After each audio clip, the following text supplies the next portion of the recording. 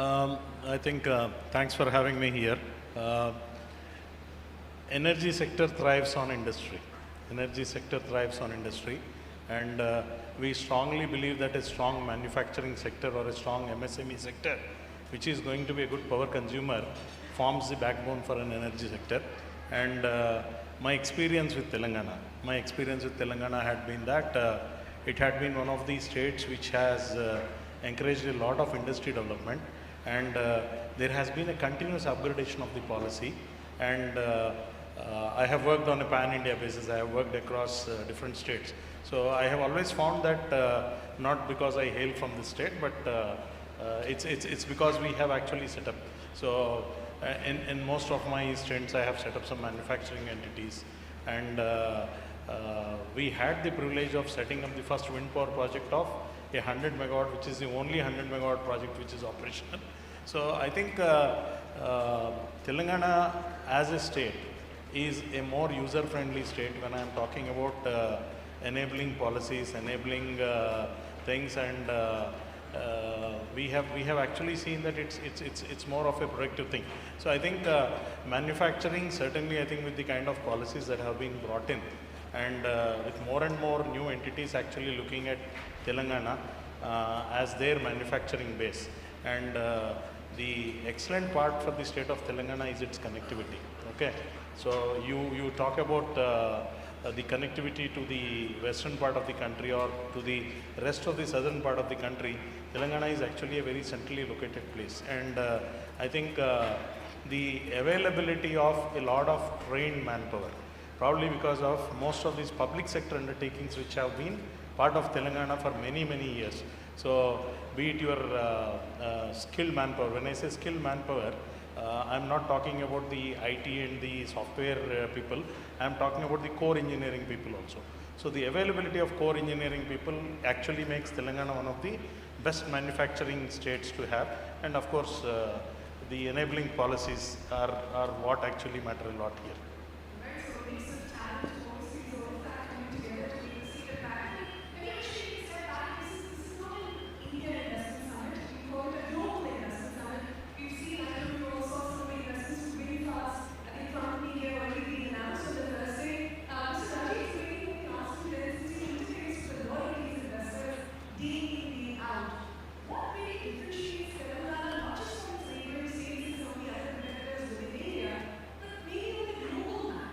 What do you think makes Telangana stand out? Thank you. I'm Reddy from Controllers Data Center, the former police officer. But when we come to when we talk of large scale enterprise and the competitive advantage that Telangana offers, we should look at three things. One is stability, second is scale, and the third is competitive advantage. When we talk about stability, Telangana has had stable, continuous government. Governments have changed, but the policies have almost remained the same, the direction is almost the same. And now the present government has given a bigger push in the same direction. So there is stability. There is law and order stability, there is less crime, there is general peaceful environment in the state. So that is one. Second is scale. When we talk of large enterprises, we need a lot of land, we need a lot of resources like water, electricity, manpower. All that is available in scale here. And the third is competitive advantage. When we talk of competitive advantage of Telangana, there are 4 or 5 points which I want to highlight. First is a very sustainable and robust power infrastructure. For a large-scale enterprise, power is the key. And Telangana delivers reliable, uninterrupted, high-voltage power, which is very essential for people like me in data center business, and also for other businesses as well. Apart from this, Telangana has a very beautifully integrated renewable energy policy. So global, we as large-scale enterprises, data centers, we have global sustainability targets to be met. And for that, the subsidized corporate power purchase agreements that are possible in Telangana, then the access to free access renewable energy, these give us advantage over other states. So that is, one is about power.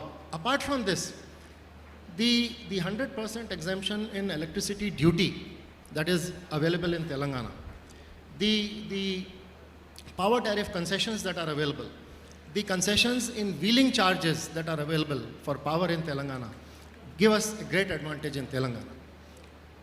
The second point that gives us advantage in Telangana is the framework of regulation, the regulatory framework.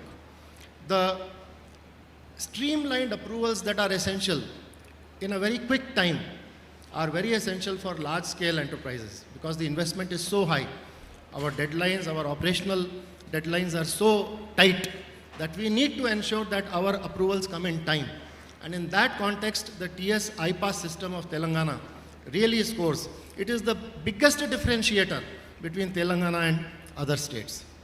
Similarly, if we look at the talent and the ecosystem growth that has happened in Telangana, we have engineering colleges, we have institutions which are producing brilliant minds. We have a tech focus in the state in general. We have a focus on artificial intelligence, on machine learning, on cloud policy adoption.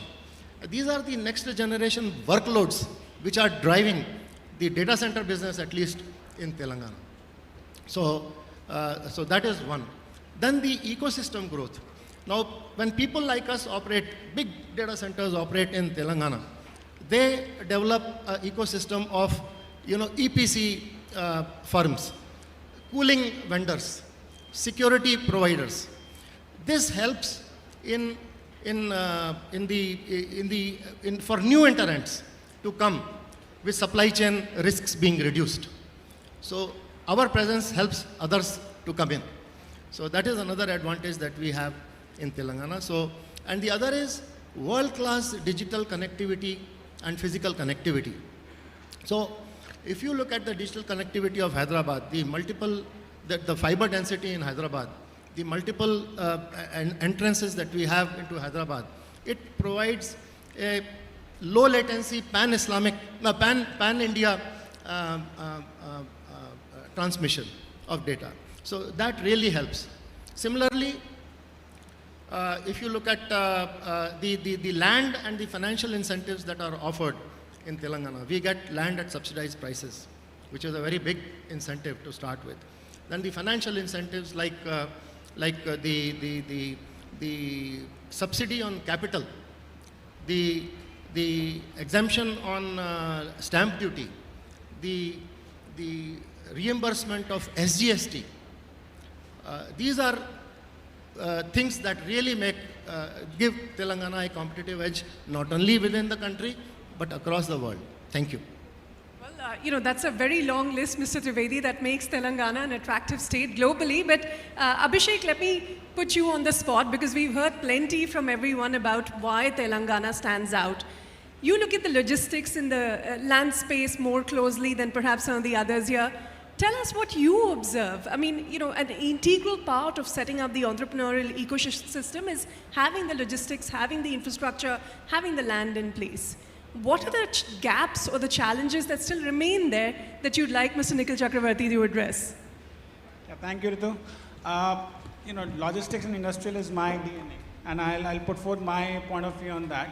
So, when you look at logistics and industrial, supply chain perspective, first thing is geography. So Telangana today enjoys an advantage, right? City that we are sitting at Hyderabad right now, it's kind of an equidistant from your western coastal line to versus eastern coastal line. That's about 700 odd kilometers. So the world opens up for you on either side when you are sitting over here. That's the first advantage. Second, Telangana as a state has been very adaptive. It is continued to grow on conventional industries, whereas it is also welcoming new age industries.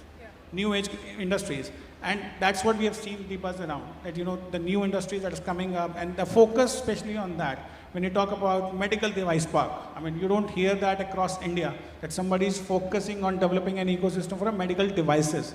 We hear medical is a big thing, but then medical devices becomes very niche and very welcoming. Pharma has been a pioneer over here. So these are all the things, and plus the talent pool which is available over here, which is very adaptive to what is coming their way.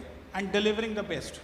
That gives a very unique advantage. Now, adding a new dimension to it, which is kind of talking first about the India level, and that's plus where Telangana can again stand out, because it has been a pioneer in terms of rolling out policies, taking new initiatives for industries to be supported, is the new MSME sector.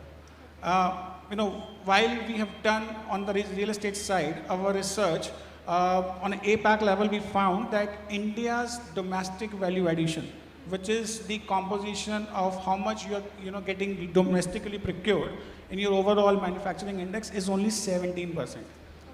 Whereas for the other economies where we are competing, it is as high as mid-40s and even 50%. So it gives you a huge breakthrough that what is lacking. I mean, we have all the big corporates which are coming up, but then they also need a support ecosystem which can thrive for them, which can manufacture for them and then thrive. So Telangana, even to support that, has all the check boxes, that it is geographically well located. It has got all the incentive policies.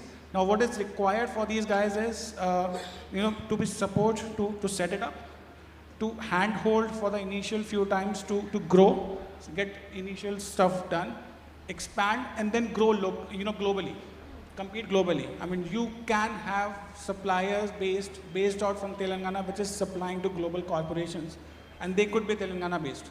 And that's a very proud thing to have, and which is very much possible. And that's the new dimension I see from the perspective that, yes, on the logistics industrial side, Telangana has an advantage. It has stepped forward than others in the country, and that's the way forward for them. All right. Since we're talking about entrepreneurship here, let me put the entrepreneur on the spot here, Chaitanya. Just give us a very unfiltered, real person example of, when we talk about entrepreneurs, when we talk about young startups.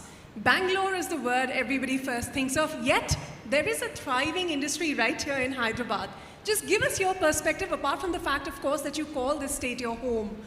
Why you think Hyderabad has an advantage over some of the other states? I'm a personally big fan of Hyderabad, so yeah, apart from the fact that it's very your home difficult state. to give unbiased, but okay, let me try. So we started 10 years back in Hyderabad. While it happened by chance, but when I reflect with the benefit of hindsight, I think that is one of the best things that happened to Darwinbox, because if you take a startup, especially product-based technology startups like Darwinbox, our IP is people we hire. So they produce the product, and that is what we sell across the globe. So end of the day, the availability of human capital, that is what pretty much defines the success of a startup or a company. So if you think about Bangalore or Silicon Valley, it is not about the valley per se, right? It is about availability of the talent per se, right? I mean, that's what makes them great. So at least in Hyderabad, off late, it is becoming very easy for us to attract talent. Because one, the infrastructure is amazing. So probably it is pretty much country's best infrastructure. So I can't think of any city where you can get off a flight and go to office in half an hour, complete the discussions. I mean, Bangalore, I don't think that is possible. So do all the meetings and again go back and take a flight very comfortably in the evening. So it may sound very trivial, but that's very, very, very important. So. But Chaitanya, would it have been as easy to attract talent had you not been in Hyderabad? Had you been in a tier 2 city in Telangana? Would it have been the same?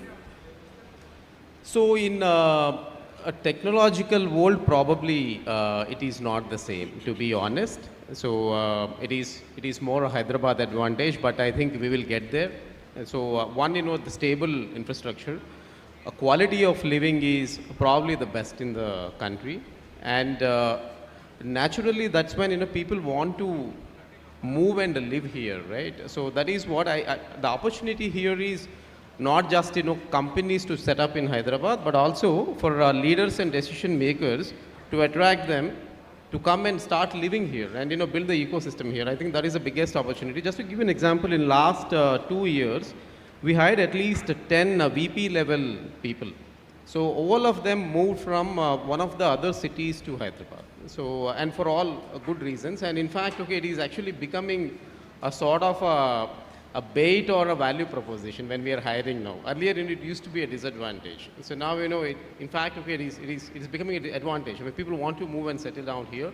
See, these things, won't happen overnight. The credit goes to the government for creating such a great, ecosystem and consistent investment in the infrastructure and human capital. Well, Mr. Trivedi quickly wants to ask something before I toss this to Mr. Nikhil. I just want to add to what Chaitanya just said. We must, when we talk of the creation of entrepreneurial ecosystem in Telangana, we cannot but mention the T hub, the T works, and the V hub that have been created by the government. These are the driving forces behind the innovation, the technologies that are coming in. The T works actually prototypes the products, and V hub is the most unique facility where women entrepreneurs are being encouraged. No, absolutely. Women entrepreneurs, there's policies to encourage SC, ST entrepreneurs, there's inclusion at the state level. But Mr. Nikhil Chakravarti, let me just toss what Chaitanya said to you. I mean, it's easy to attract people to Hyderabad. In fact, they want to relocate to work in Hyderabad. But perhaps it's not so easy when you look beyond that. Just throw some light on the kind of initiatives the government is working on to ensure that this ecosystem expands beyond just the city that we're in, into the wider region, into tier 2, perhaps tier 3 cities in future.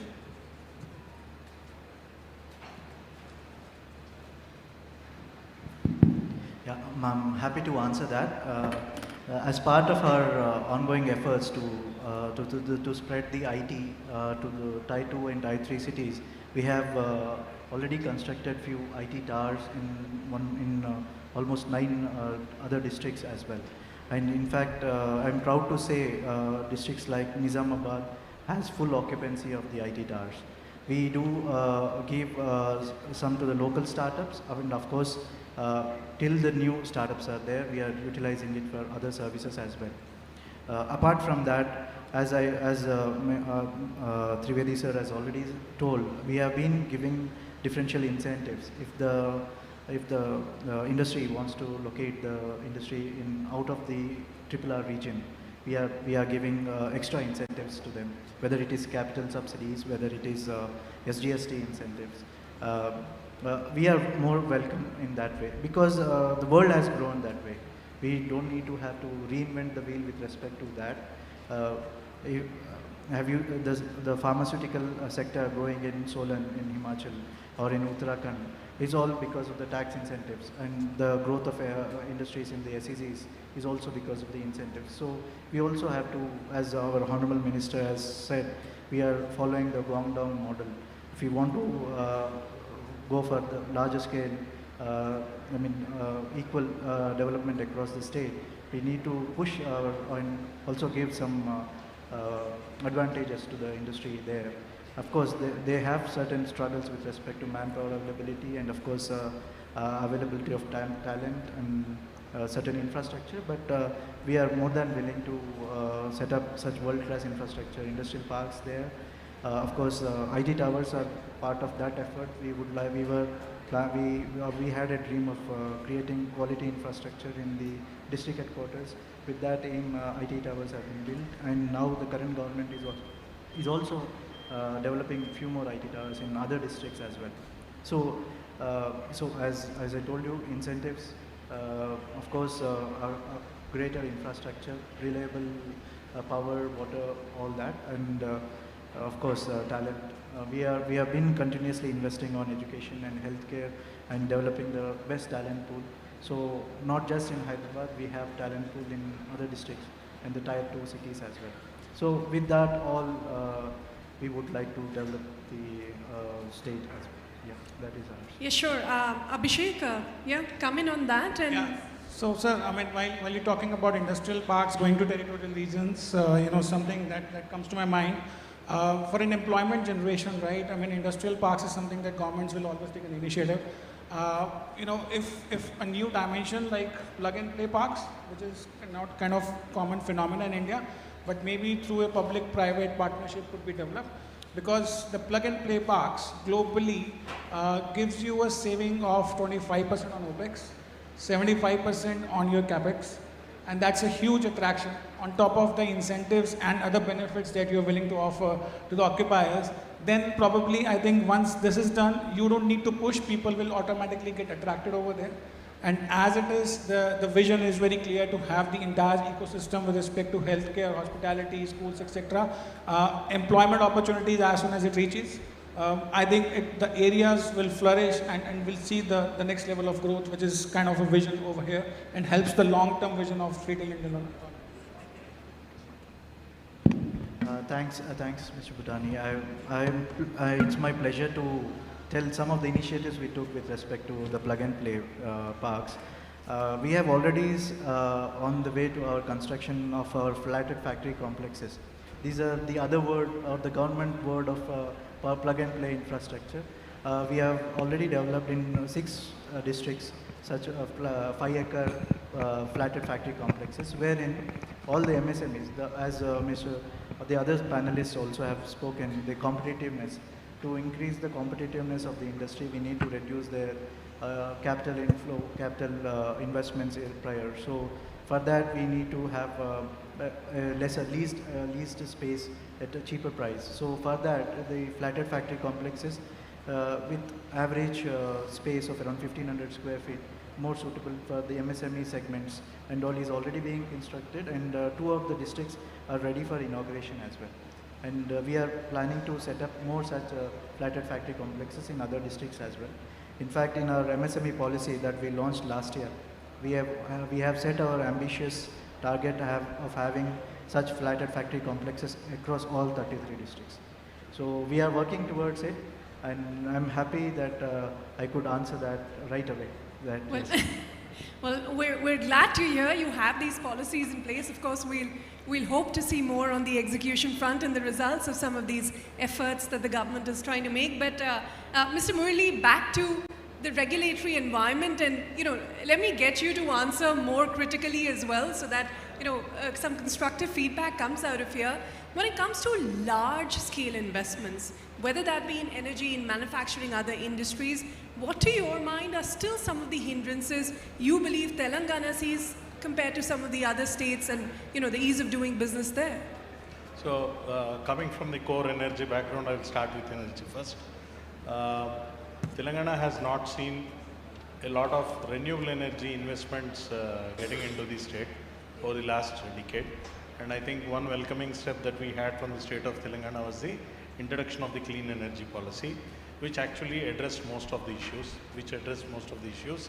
And I think on energy front, I think development of these large-scale renewable energy or any energy projects requires facilitation of land.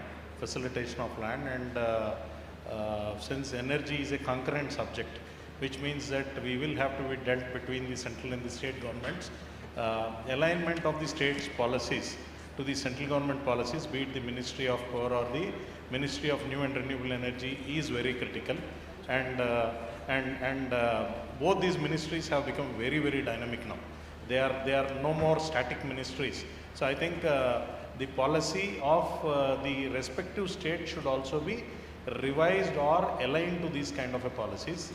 And the second drawback I see with the state of Telangana is India has become a one nation, one grid, which means that now we are in fact one nation, one grid, one frequency. Okay, so we are connected throughout end to end, but not many central grid substations have been proposed in the state of Telangana. I think for the renewable energy offtake, like Mr. Trivedi had been talking about, availability of power. So now the interstate transmission system facilitates or allows us to buy power from any part of the country. So I think the state's persuasion with the center has to be a little more aggressive in terms of getting this national evacuation infrastructure backbone, which is the CTOL backbone. So I think that is one thing.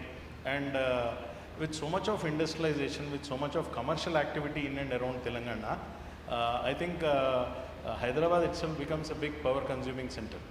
But I think though the integrated clean energy policy has been put in place, the C&I policy, which has been the most awaited policy for the industry, would actually bring in more and more of, especially the renewable energy players into the state. I think from an energy perspective, this is what it is. And I think from a setting up of a large industry perspective, the problem for energy is because we being concurrent, aligning to too many policies, and we still, while it has been a decentralized subject, still there is a element of regulation while we are setting up projects. But I think for industries, since their land requirements are less, I think Telangana has been by and large the best state in terms of the policies that are already in place. And I think the TS IPAS, which had been improved over a period of time. For example, I'll set a very small example of getting a Panchayat NOC. Now, Panchayat NOC is a very localized issue, okay? The guys on the local area do not understand the prominence and the importance of that industry, okay? So, this was a pain point we took to the government, and they have very welcomely removed actually this NOC. So, it's actually deemed NOC, and a lot of land and land conversion activities, which was a very critical aspect from the lender's perspective. So they have also addressed most of these lenders' perspective. And I think while I have told some negatives about energy, but when the clean energy policy was put in place, one welcoming step that I had seen was they had a round table of all the industry leaders to understand what has to be a better policy. Okay, I understand, having experience of so many decades, all policies will not address each and every issue, but I think as we start implementing policies, what we could find was there was a lot of, ability to actually address those issues and resolve those issues in the subsequent amendments. I think that's all about. It's a lot of excellent points and a lot to think about. But Mr. Trivedi quickly wanted to add a point. Yes. Continuing on energy, since Mr. Bhavesh Mishra and Nikhil Chakravarti from the government are also here, see, Telangana has always had a very proactive and a very nimble policy in every aspect. Now, in terms of energy, I just wish to, this is just a suggestion from my side, that a day will come when any amount of energy that we produce will not be enough to sustain the kind of development that we are seeking. Now, $3 trillion economy requires tremendous amount of power. So my request and suggestion is that the government should start looking at the small modular reactors and micro modular reactors for standalone captive power generation for large-scale enterprises. Thank you. All right. Abhishek, would you want to add more on the reforms that can make industrial project planning, the kind of issues we were talking about here, more predictable, faster? So when you talk about industrial, you're mapping your supply chain becomes the backbone, and for that, and probably industrial happens outside your city, which is your territorial regions and within the state. The prime factor is connectivity. Today, by default, when we say that two cities have to be connected, we only talk about road infrastructure. But then globally, yes, there are alternate routes, alternate ways, which are much more cheaper. So that kind of reform should always be thought about. And because, having an alternate connecting path, which is for the freight, for the goods to be, carried forward, that's number one. Number two is what I personally believe. We all go with the standard definition of an MSME, which is defined as per the financial turnover or the scale of the investments that you talk about. Now, say for example, you talk about a 10 crore investment. So 10 crore investment in a steel sector is kind of nothing. In the garment sector, it's still substantial. In a pharma sector, it goes to startup. So I think that definition somewhere, if we are going focus, sector-wise, that definition somewhere needs to be looked at, or maybe a new terminology needs to be arrived at, because somebody who's small in that scale, say for example steel industry, you don't set up a project less than 100 crores. For some of the sectors, it's already a large scale investment. So you can't have the same lens that you look at that particular person with a 100 crore investment in the steel sector versus doing 100 crores. Say for example, Mr. Trivedi, his business, 100 crore investment goes like this in the data center world. It's like that. So probably for him, 100 crore is a very small scale person in the data center world versus 100 crore in the garment sector is kind of big scale. So somewhere that definition needs to be, kind of re-looked at and given hand-holding to the person in that particular category, who are small scale starting up, because they have to be big tomorrow. A standard definition kind of, just bases the investment and the financial scale doesn't matter. So these 2 points, that strikes me as a reforms. Professor Tantri, let me slightly diversify from the large-scale industries we've been speaking about, because MSME is also a critical backbone for the growth of any country, any state, especially so for Telangana, that's looking to diversify from services alone. How can some of the policies ensure that there is a more balanced growth, and when you're looking to dole out incentives as well, how do you balance them between the large industries on one hand, the young startups, MSMEs on the other, to ensure that it's not a lopsided growth that gets us to the 3 trillion mark? So exactly the point I was thinking, you asked me the question I was thinking about. So most of these ease of doing business, and my request to policymakers also, is usually discussion happens with the incumbent businesses. The true ease of doing business is when you facilitate creative destruction. A PhD student sitting in Hyderabad Central University having an idea, can he beat these people sitting here? That's the question. That is where the true ease of business. I'm not saying everybody should be beaten or anything. Creative destruction is where you have growth. The policy. What happens a lot of times is that we focus so much on giving some land, some subsidy, something to incumbent. What we don't realize, every time we help an incumbent, you're making the life of that newcomer so much more difficult, and you're costing us, because the problem is the counterfactual. What would happen if a newcomer had come and challenged these guys and done something is never visible when you keep subsidizing.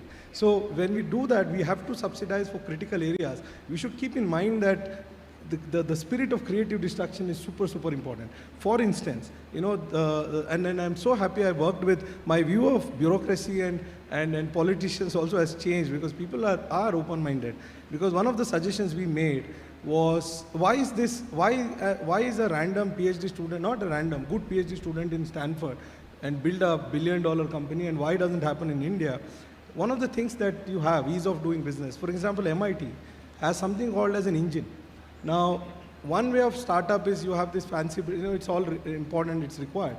What they do is, they have this, there are these equipments which require huge investments. And you have a very good idea as a small guy, you want to test this. You can't afford to buy this equipment, and it will cost you billions of dollars. Engine, what it does, it allows you to rent these things, very expensive equipment at a very cheap rate, so that you can test your ideas, develop products, and start competing. I think beyond subsidies and this, my urge to policymakers to think about those who are not at the table right now. They are equally important. In fact, growth is going to come from there. World over, growth has come from there. So I think along with those who are right now making life easy to those who are operating right now, equally important space should be given those who don't have a voice, who are not there yet. Chaitanya, I wonder, as the spokesperson for the younger companies, you'd like to add on what more you'd like to see as perhaps some of the people that may not have a seat at the table, as Professor Tantri said it. So the question is what more, okay. So obviously one, continue doing what government is already doing. Like I said, investment infrastructure is very, very critical. So these are, these pockets, right? I mean, probably high-tech city, or, maybe there is a pocket of data centers or medical devices. So what is important is, the investment on the infrastructure, it should continue. So that is when people like to come and work. So the first important thing is, availability of a quality human capital, and that happens only organically. And these are very, very highly correlated, great infrastructure and availability of the human capital. So for example, water clogging on a heavy rainy day, stopping companies working, it is not acceptable. I'm not referring to any particular city or area. So a trivial thing, but these things should be sorted out. And second, primarily, I can talk on behalf of technology companies. So the most important commodity is going to be the availability of the compute. So be it AI compute or a data center, normal application compute, etc. That is one of the most important raw material that we take, apart from human capital. So now I see a lot of data center investment is coming up in Telangana.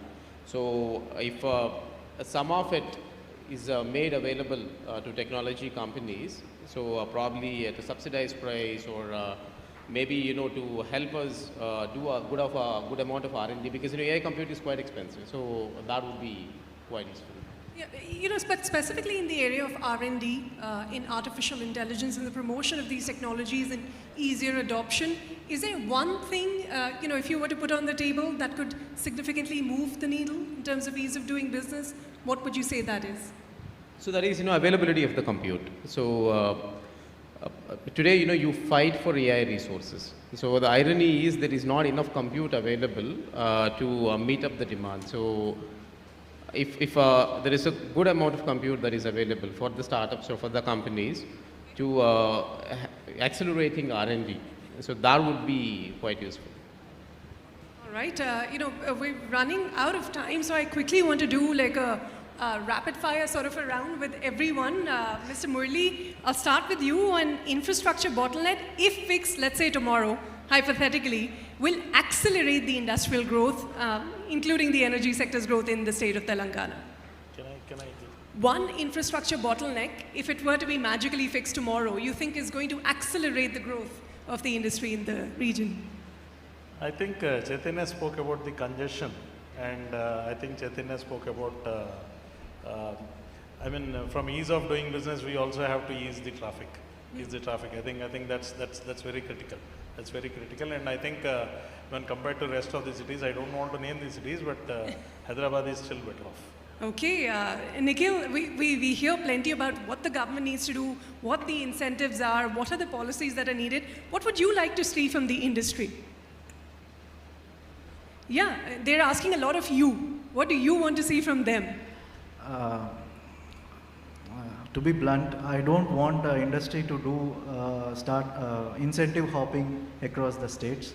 If they feel that this state Don't go to the neighbors. Yes, of course. Now in view of the competitiveness between the states, there has been a lot of incentive shopping. That's also a new word that we learned recently.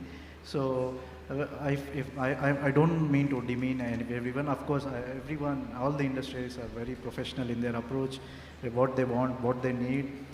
Because of the competitive atmosphere, if the state is not competitive enough, if we don't provide enough power at reasonable cost, enough infrastructure, proper logistics, and proper water, obviously the costs increase. Obviously, there's no. I cannot criticize them for asking more incentives, because of all the time, all they're finally is asking is to make my industry more competitive. Yeah. I need this. So, but I always insist industries, if you feel that this is the right place, as Mr. Bhutani has already said, we are closer to both coasts. You can leverage both coasts here. We are hardly 50-60 kilometers away from my east coast, hardly a district. So you utilize these opportunities, utilize this favorable atmosphere, entire policy stability and infrastructure, talent mobility, and also best quality of living. So don't see the other side, be little reasonable. We are happy to facilitate it in all other aspects. Well, that's an excellent point. Yes. Don't go incentive shopping when we're trying to do our best. But Abhishek, a lot has been said about how Hyderabad remains so attractive. If you were to pick one city outside of Hyderabad that has the most untapped potential for industrial or official development, what would you say that city is? Tough to say right now, because aspirationally there could be many, but then it depends that, where's the infrastructure going to. And the development over there, the basic infrastructure and probably some of the ideas of like, plug and play parks and all, the industry will follow that. And it could be any destination depending upon You're not where. going to name it. No, tough to say, because, if I can name, probably the infrastructure is not going. So depending upon the aspirations on their side, where they want to take it. But I can say that yes, today the manufacturing sector is open to going to exploring new areas, and that has been a phenomena everywhere, and they are looking more positively. And Nikhil, to assure you that the kind of clients that we are interacting, the next decade is not going to be about incentive negotiation. It is going to be about reliability. It is going to be about test of an ecosystem which can provide a long-term sustainable stuff. So that's coming your way. I think you are addressing my concerns. I'm addressing kind of you.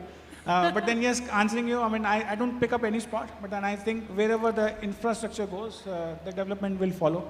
because the sector is not averse to any particular location. It's not like that. Oh, I was asking where infrastructure already is. Perhaps investors are overlooking, but Mr. Trivedi, top priority in the data and tech infrastructure space to attract more global investors here.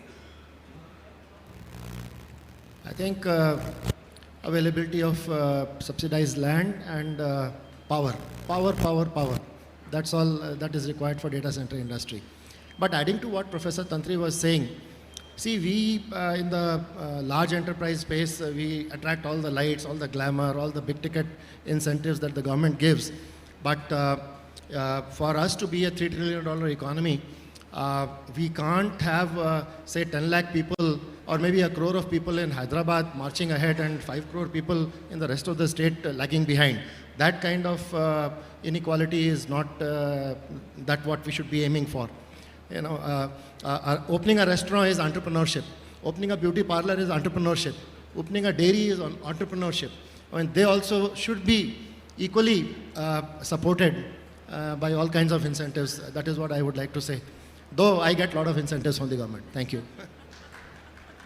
All right, Professor Tantri, one key talent or skill challenge that perhaps the state is overlooking.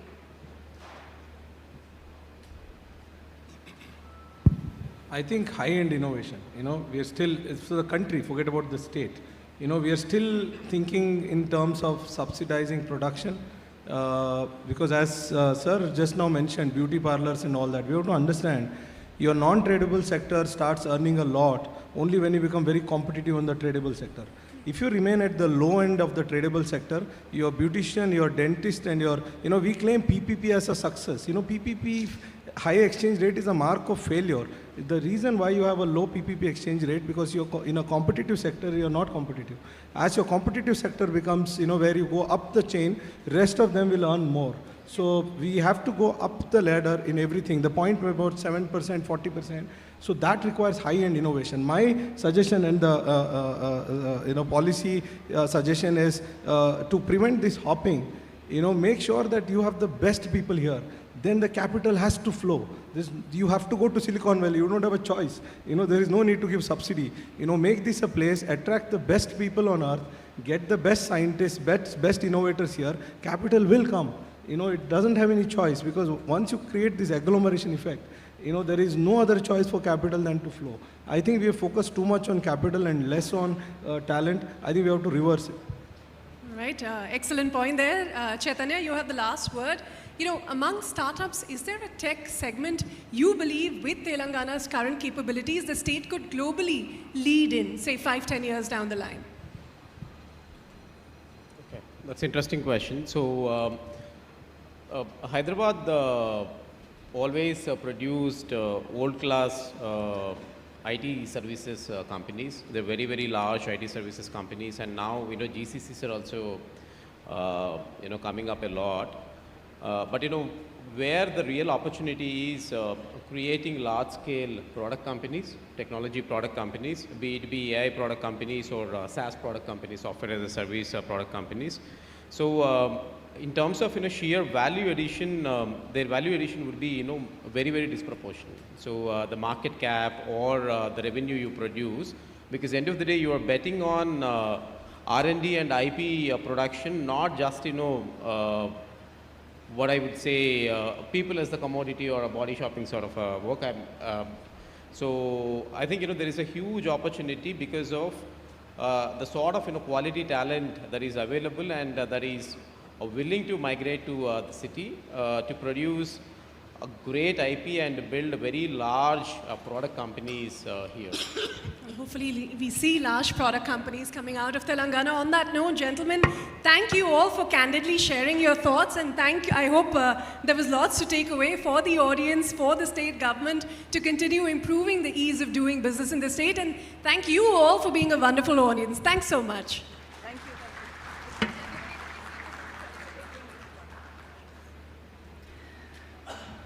Yes, so ladies and gentlemen, indeed, Telangana's rise as a business-friendly state has been driven by reforms, responsiveness, and a deep commitment to enabling enterprise. And we've heard all our leaders here on stage. Yes, the conversation has been very interesting, from the leaders from global capability centers, financial institutions, technology firms, investment bodies. Their perspective have indeed defined what ease of doing business 2.0 must look like.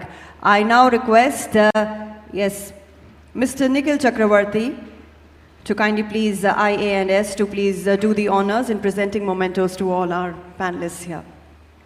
Ladies and gentlemen, Commissioner, Industries and Commerce Department, Government of Telangana, Mr. Nikhil Chakravarti, doing the honors in felicitating our panelists here.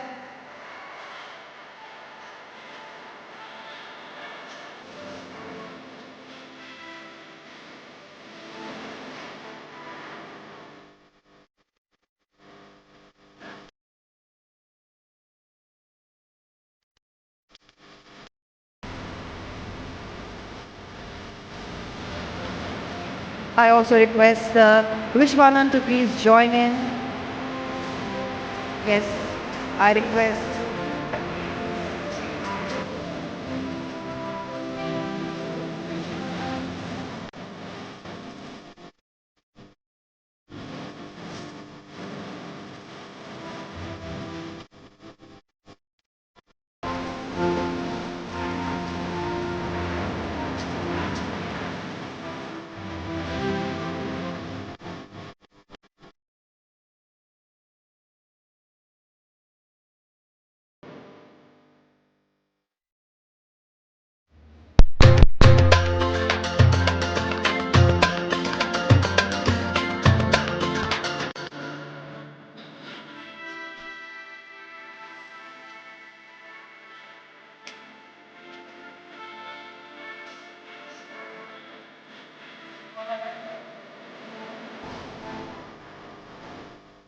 Yes, ladies and gentlemen, our moderator, Ms. Ritu Singh, Deputy Editor, CNBC TV 18. Thank you so much, ma'am, for moderating this session so beautifully. I now request everybody to kindly please step forward for a group photo opportunity. I also request Vishwanan, Dinesh, and please join in the group picture.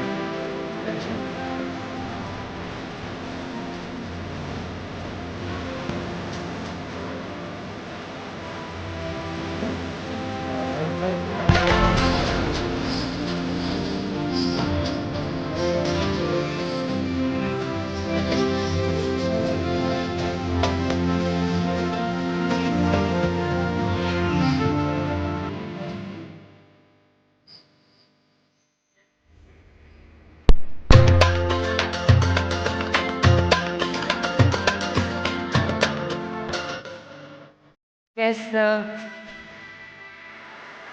I request Sir to come please. Mr. Nikhil Chakravarti, NS Department.